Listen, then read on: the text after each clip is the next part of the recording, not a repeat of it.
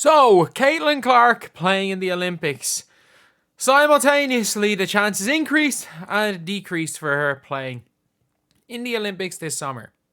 Because Chelsea Gray, she's playing today. She is going to be playing today, which is very, very interesting. Very interesting because, I'm not going to lie, the way she was moving, the way she was like, she was kind of, what she was doing in shoot-arounds, led me to believe, okay, she's still another good bit away from being healthy, but they're obviously trying to get her back. So she was on Team USA. Look, she's the best point guard in the WNBA. As far as true point guards go, she's really the only, she's probably the highest level of true point guard. You've got Jackie Young, who's again it's not Jackie Young. You've got Natasha Cloud, who's like a true point guard. Jackie Young's kind of wing, who has been playing pretty well at the one. Same with Sabrina Ionescu at times.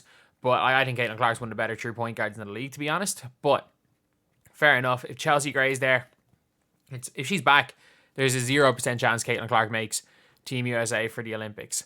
However,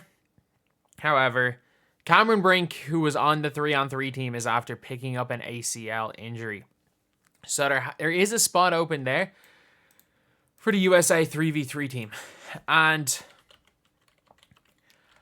I don't know what they're going to do. I really don't.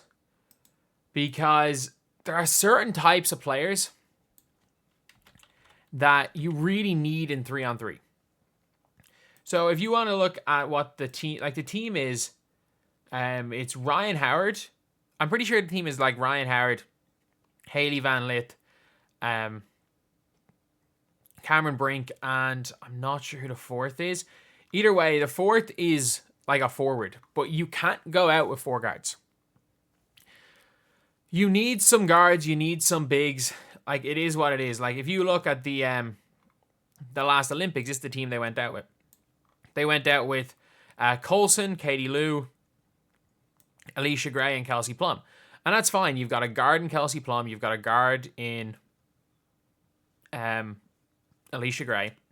You've got a wing forward in Katie Lou. And then you've got Coulson, who's a big. Or at least like a 4. So this was the team, obviously, that went and won gold at the last Olympics. But if you are looking at the team right now, it is Ryan Howard is she the biggest player on the team? So it is Sierra Burdick, who I genuinely don't know anything about, really. But at the same time, like, you do need some size. Ryan Howard does give you a bit of size. But when it comes to Burdick, she's only 6'2". So it's like, losing out on Cameron Brink means you've got like a 6'1" wing. And you've got another like wing. You've got another wing / forward. So it's going to be tough. It's like, do you go and play Ryan Howard kind of as a big? And then you've also got Hailey Van Lith, who's a guard. So it's just for fit for the team. Like, do you want another guard, or are you going to replace Cameron Brink with a forward? And I think they're going to replace Cameron Brink with a forward. But Caitlin Clark would really struggle in the 3-on-3 game. Because if you've watched a lot of 3-on-3 basketball, there's not that many pick and rolls. And like, Caitlin Clark's not really a person to isolate on someone in the half court. I know she has, especially in college. But even when a lot of times she's able to get isolation situations, a lot of it is from tacking downhill. A lot of those deep threes or step back threes, when she's burning someone, she's going left and then pulling back. Or she's going left, stepping back, or going right and pulling back. But a lot of it is attacking downhill. And she's not the quickest first step-wise, but she's very, like, when she's able to play downhill, she's able to play at a tempo, and she's able to stay in control at a high tempo. So I don't think Caitlin Clark's game suits 3-on-3. I really don't think it suits 3-on-3. I think she would really struggle playing 3-on-3. Well, sorry, I think she would struggle compared to how she'd be expected to go. Like, if you ask me who's better, like, will she do better than Hailey Van Lith 3-on-3? I don't think so, because Hailey Van Lith has probably spent the entirety of the summer working on like 3-on-3 stuff and how she's going to play. She's a 3-on-3 player. Like, Cameron Brink was the perfect 3-on-3 player. because she has that ability to switch on the guard. She has that length, and she can shoot the 3-ball in a game where 3s are worth more than 2s. I think it's more likely to see Angel Reese getting called up to the 3-on-3 team than seeing Caitlin Clark getting called up. Or they could go and call up like someone who won a gold the last time, like a Katie Lou. Like a Colson who didn't make, or isn't even close to making the Team USA team this time around. So they could end up calling up a player in that way, like from previous years, or they could call up a player who just kind of fits. So I think it's very unlikely we see. A lot of people are saying, oh, Caitlin Clark can come in for the 3-on-3. I think it's extremely, extremely, extremely unlikely. And obviously, lads, if you guys are here to this stage of the channel, please subscribe. We are trying to hit 8.7k by the end of the day. We might hit it, we might not. Either way, it is what it is. But Caitlin Clark is a really good player. I think she's going to make more Olympic teams. And it's very, very clear that,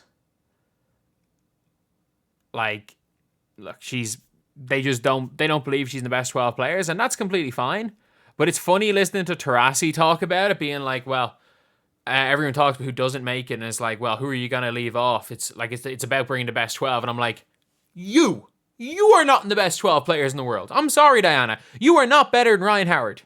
Ryan Howard's playing this 3-on-3 team because you couldn't get rid of your spot, because you wanted to play in 6 Olympics at 42 years old. Like, Caitlin Clark's better than Diana Taurasi. Ryan Howard's better than Diana Taurasi. Dejanay Carrington is better than Diana Taurasi. There are about... Diana Taurasi is probably the 25th best player in the available. And she made it. Either way, yeah, it is what it is. So I know the talk is going to be about Caitlin Clark getting into that Cameron Brink spot for the Olympics. And it's just highly unlikely to happen. Like, I genuinely can't see a situation where Caitlin Clark is on that plane to Paris. The only chance I thought was if Chelsea Gray was as injured as they thought. But like, Chelsea Gray is back playing tonight. So there's no chance they could cut Chelsea Gray. Look, Chelsea Gray is going to start. So, like, there's a 0, and I mean 0% chance she was getting cut, because she's going to be a starter. But anyway, that is the video. Obviously, needed to talk about this situation because a lot of people are going to be having opinions one way or the other on this. And I kind of just want to nip it in the bud right now, being like, no, she's not. Like, there might be someone worse than Caitlin Clark as far as 5v5 basketball that makes a 3-on-3 team, just like Hailey Van Lith made it. But like, Caitlin Clark is not a 3v3 player. Her game doesn't suit 3-on-3. Sure, she might get a couple of scores. She can't get like blitz or anything, but she also can't play downhill, which is her biggest asset. Trust me, I've played enough 3-on-3. I've seen enough 3-on-3. Caitlin Clark's game does not suit it. Not saying Caitlin Clark isn't better than the entirety of the 3-on-3 team at 5-on-5. Her game just doesn't suit it.